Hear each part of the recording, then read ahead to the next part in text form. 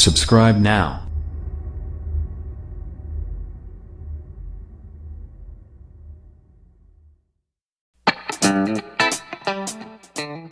There were already reports that the next Samsung Galaxy S series phones will be unveiled in February at MWC 2018, and now, Samsung has officially confirmed this.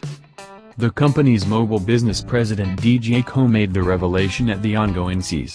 He added the release date for the Galaxy S9 series of devices will also be announced during the trade show in February. Last year's Galaxy S8/S8 Plus were unveiled at a special event in March, with sales beginning in April. This time around, the release date should be sometime in March.